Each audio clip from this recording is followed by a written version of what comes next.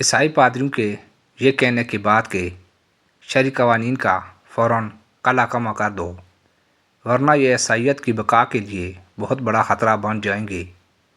عیسائی خوخار جنونی بن کر مسلمانوں پر ٹوٹ پڑے اور صرف 2 دنوں میں 1000 کے قریب مسلمانوں کو شہید کر دیا۔ 20 مسجدیں اور کروڑوں کی جائیدادیں جلا دی۔ مسلم اکثریت کے حامل اور آبادی کے لحاظ سے براعظم افریقہ کے سب سے بڑے ملک نائجیریا میں مسلمان عیسائی انتہا پسندوں کے ہاتھوں مسلسل قتل ہو رہے ہیں۔ شمالی علاقوں میں مسلمانوں اور جنوب میں عیسائیوں کی اکثریت ہے۔ مجموعی طور پر مسلمان 65% سے زیادہ ہیں۔ اس کے باوجود ملک کا کوئی سرکاری مذہب نہیں۔ نائجیریا کئی دہائیوں سے قبائلی اور لسانی فسادات کی لپیٹ میں ہے اور صرف گزشتہ 9 ماہ میں 1200 سے زیادہ افراد ان لسانی فسادات کی بھینٹ چڑھ چکے ہیں۔ نائجیریا ایک مسلم اکثریتی ملک ہے مگر اس کے حکمران عیسائی ہیں۔ اسلام اور مسلمانوں کے خلاف نفرت پھیلانا عیسائی سیاستدانوں اور پادریوں کا بنیادی کام ہے۔ اس نفرت کے نتیجے میں شمالی نائجیریا کے جن علاقوں میں عیسائی اکثریت میں ہیں وہاں 1987 سے مسلمانوں کا مسلسل قتل عام ہو رہا ہے۔ فوج میں اگرچہ مسلمانوں کی اکثریت ہے مگر جرنیلوں اور دیگر فوجی افسروں میں عیسائی ہی غالب اکثریت رکھتے ہیں۔ براعظم افریقہ دنیا کا واحد براعظم ہے جہاں مسلمان اکثریت میں ہیں اور صلیبی دنیا اپنی تمام کوششوں کے باوجود اسے عیسائی براعظم بنانے میں ناکام ہو چکی ہے، لیکن اس کی سازشیں جاری ہیں۔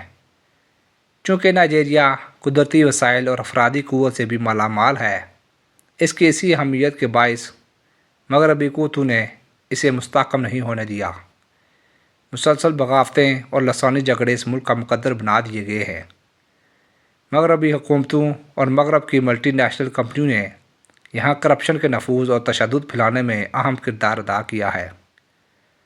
اربوں ڈالر کا تیل برآمد کرنے کے باوجود لسانی فسادات اور کرپشن کے باعث یہ ملک ترقی حاصل نہ کر سکا۔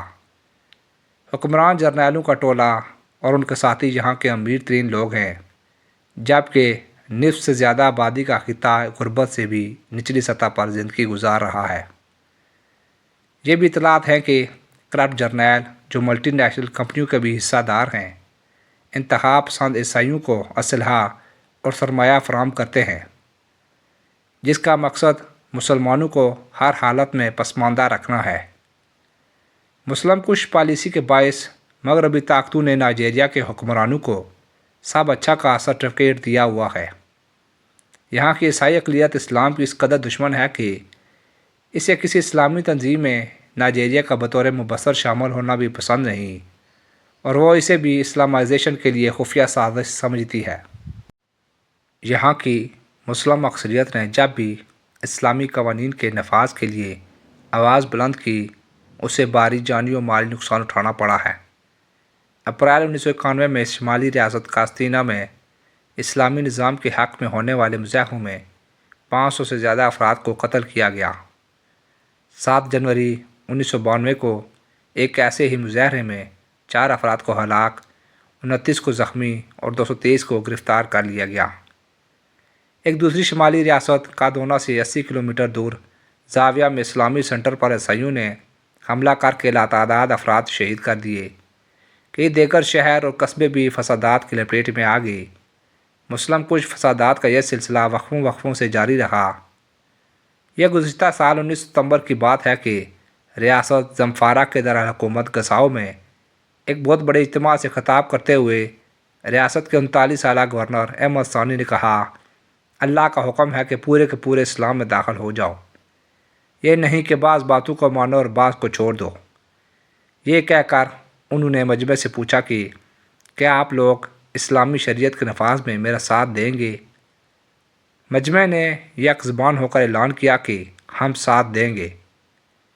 انہوں نے یہ بات ایک بار پھر پوچھی تو انہیں پہلے والا ہی جواب ملا اور پوری فضا اللہ اکبر کے نعروں سے گونج اٹھی۔ ریاست کی اسمبلی نے اکتوبر میں شرعی قوانین کے نفاذ کے لیے بل پاس کر لیے۔ مسلم علاقوں میں شریعت نافذ کرنے کا اعلان مقبولیت حاصل کرنے کا آسان طریقہ ہے۔ زمفارا کے گورنر کی طرح کئی دیگر ریاستوں نے بھی عوام سے وعدہ کیا کہ وہ بھی شرعی قوانین نافذ کر دیں گے۔ ان اعلانات سے عیسائی اقلیت بھڑک اٹھی۔ عیسائی لیڈروں نے اسے آئین کے منافی اقدام قرار دیا۔ حالانکہ نائجیریا کے دستور کے تحت ریاستوں کو یہ اختیار حاصل ہے کہ وہ اپنی حدود میں عدل و انصاف کے لیے قانون سازی کر سکتی ہیں۔ زمفارا میں عیسائی لیڈر پیٹر ڈیمو نے کہا کہ احمد ثانی جب سے برسر اقتدار آیا ہے، عیسائیوں میں تشویش بڑھ گئی ہے۔ پادریوں، مقامی عیسائی تنظیموں، عیسائیوں کی عالمی تنظیم کرسچن سالیڈریٹی انٹرنیشنل اور امریکی کانگریس کے بعض اراکین نے ایک طوفان کھڑا کر دیا۔ عیسائیوں نے مسلمانوں پر باقاعدہ حملے شروع کر دیے۔ زمفارا میں تو تقریباً ساری آبادی ہی مسلمان ہے اور عیسائی نہ ہونے کے برابر ہے، جبکہ قدوانا میں جہاں عیسائی اقلیت قابل ذکر تعداد میں ہیں، انہوں نے شرعی قوانین کے نفاذ کے خلاف پرتشدد مظاہرے کرتے ہوئے مسلمانوں کا قتل عام شروع کر دیا۔ ماہ فروری میں ہونے والے اس قتل عام میں 300 سے زیادہ مسلمانوں کو قتل کر دیا گیا۔ حملہ آور عیسائی لاٹھیوں، ڈنڈوں، چھروں اور خودکار ہتھیاروں سے مسلح تھے۔ مسلمانوں کے گھروں اور دکانوں کو نظر آتش کرنے کے لیے وہ پیٹرول کے ڈبے بھی ساتھ لائے تھے۔ یہ ایک منصوبہ بند حملہ تھا۔ CNN کے مطابق وینگارڈ کے علاقے میں یونیورسٹی کے قریب 210 مسلمانوں کی مسخ شدہ لاشیں ملی ہیں۔ شہر کی پولیس کے مطابق 90 افراد کی لاشیں شہر کے ارد گرد مسجدوں، چرچوں سے برآمد ہوئی ہیں۔ سینکڑوں گھروں اور درجنوں مساجد کو بھی عیسائیوں نے نظر آتش کر دیا۔ حملہ اچانک تھا، اس لیے بھاری نقصان اٹھانا پڑا۔ جب مسلمانوں نے دفاعی حملہ کیا تو 100 کے قریب حملہ آور عیسائی جہنم واصل ہو گئے اور چند چرچ بھی مشتعل نوجوانوں کا نشانہ بن گئے۔ 29 فروری کی خبروں کے مطابق نائجیریا کے ایک اور شمالی شہر آبا میں عیسائیوں نے 450 سے زیادہ ہausa قبیلے کے مسلمانوں کو قتل کر دیا۔ نیوز ایجنسی AF کے مطابق عیسائی انتہا پسندوں نے مسلمانوں کو ڈھونڈ ڈھونڈ کر قتل کیا۔ سفارتی ذرائع اور مبصرین نے اسے ایک قتل عام قرار دیا۔ عیسائیوں نے ایک مسجد بھی جلا دی اور سڑکیں بلاک کر کے مسلمان عورتوں، بچوں اور مردوں کو گاجر مولی کی طرح کاٹا۔ آئینی شاہدوں کے مطابق گلیاں لاشوں سے بھر گئیں۔ زمفارا میں نافذ کیے گئے شرعی قوانین کی حیثیت مسلمانوں کے پرسنل لا سے زیادہ نہ تھی اور عیسائیوں پر ان کا اطلاق بھی نہ ہوتا تھا۔ عملاً یہ معاشرتی اصلاح کے قوانین تھے۔ زمفارا کے دارالحکومت گساؤ کے ایک دینی مدرسے کے پرنسپل سالم عثمان محمد کے مطابق شرعی قوانین کے نفاذ سے پہلے ریاست میں فسق و فجور عام تھا۔ چوریوں، شراب نوشی اور دوسری برائیوں کو روکنے والا کوئی نہ تھا۔ ان کا کہنا ہے کہ اس علاقے میں اسلامی شریعت صدیوں نافذ رہی، مگر برطانیہ نے ہمارے معاشرے کو سیکولر بنانے کے لیے برائیوں کو عام کر دیا اور شرعی قوانین ختم کر دیے۔ گورنر احمد ثانی نے جسم فروشی کے خاتمے کی بھی کوشش کی اور پیشہ چھوڑنے والی طوائفوں کے لیے مراد کا اعلان بھی کیا۔ بیشتر طوائفیں اپنے ہڈوں سے غائب ہو گئیں، جبکہ 30 طوائفوں نے اس پیشکش سے فائدہ اٹھایا۔ گورنر نے مخلوط تعلیم کے خاتمے اور خواتین کے لیے لاکھ سفری ٹرانسپورٹ کے لیے بھی کئی اقدام کیے، مگر صلیبی صدر اوباسانجو کو اسلامی قوانین کا نفاذ کسی طور پر منظور نہ تھا۔ اس نے پہلا کام یہ کیا کہ خاموشی سے زمفارا میں عیسائی پولیس کمشنر لگا دیا، جس نے آتے ہی اعلان کیا کہ شرعی قوانین سے متعلق اسے کوئی ہدایت نہیں ملی اور نہ ہی وہ کسی دوسرے کو یہ کام کرنے دے گا۔ صلیبی صدر اوباسانجو نے شرعی قوانین کے نفاذ کو آئین کی خلاف ورزی قرار دیا اور کہا کہ کسی کو سنگسار کرنا یا اس کا ہاتھ کاٹنا آئین کے خلاف ہے۔ اس نے کہا کہ شریعت کوئی مرتب قانون نہیں، بلکہ یہ قرآن مجید اور دیگر کتب کے محض حوالے فراہم کرتی ہے کہ یہ قانون کون سی قسم کا ہے۔